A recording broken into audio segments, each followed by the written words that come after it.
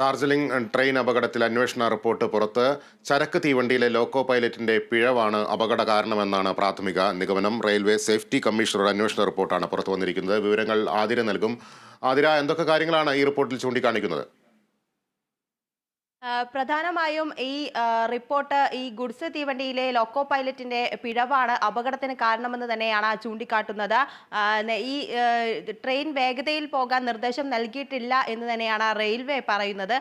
അത്തരത്തിലുള്ള നിർദ്ദേശം ലംഘിച്ചുകൊണ്ട് തന്നെയാണ് ഈ ഗുഡ്സ് തീവണ്ടി ട്രാക്കിലേക്ക് കയറിയിട്ടുണ്ടായിരുന്നത്. ഇതാണ് ഇന്നലെ നടന്ന ഈ വലിയ ഒരു അപകടത്തിലേക്ക് വഴിവെച്ചത് എന്നാണ് ഇപ്പോൾ കേന്ദ്ര റെയിൽവേ സേഫ്റ്റി കമ്മീഷന്റെ അന്വേഷണ റിപ്പോർട്ടിൽ പറയുന്നത്.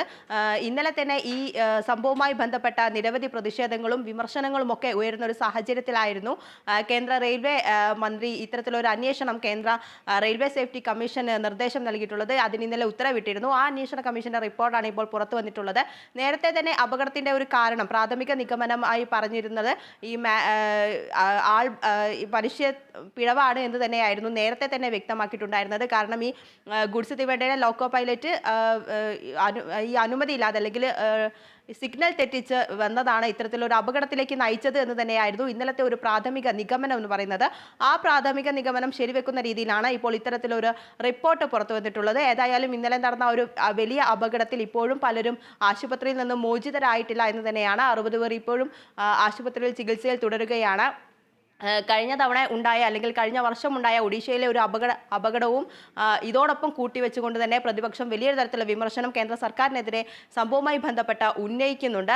ആ രീതിയിലുള്ള വിമർശനങ്ങളൊക്കെ നിലനിൽക്കുന്നുണ്ട്. അതോടൊപ്പം തന്നെ റെയിൽവേ മന്ത്രി രാജിവെക്കണമെന്ന ആവശ്യം RJDയും കോൺഗ്രസും അടക്കം മുന്നോട്ട് വെക്കുന്ന ഒരു സാഹചര്യം കൂടി നിലവിലുണ്ട്. ഈ സാഹചര്യത്തിൻ്റെ ഒക്കെ അടിസ്ഥാനത്തിലായിരുന്നു ഇന്നലെ പെട്ടെന്ന് തന്നെ ഈ ഒരു അന്വേഷണത്തിന് കേന്ദ്ര റെയിൽവേ മന്ത്രി ഉത്തരവിട്ടതും ആ അന്വേഷണ റിപ്പോർട്ട് ഇപ്പോൾ പുറത്തു വന്നതും. ഏതായാലും പ്രാഥമികമായി നേരത്തെ കണ്ടെത്തിയ രീതിയിൽ തന്നെയുള്ള ഒരു അന്വേഷണ റിപ്പോർട്ട് തന്നെയാണ് നിലവിൽ വന്നിട്ടുള്ളത്. ഇന്നലെ ഈ ഒരു അപകടത്തിൽ ഗുഡ്സ് തീവണ്ടിയിലെ ലോക്കോ പൈലറ്റും അസിസ്റ്റന്റ് പൈലറ്റും അതോടൊപ്പം കാഞ്ചൻജംഗ ട്രെയിനിന്റെ ഗാർഡ് അടക്കം മരിച്ചിരുന്നു.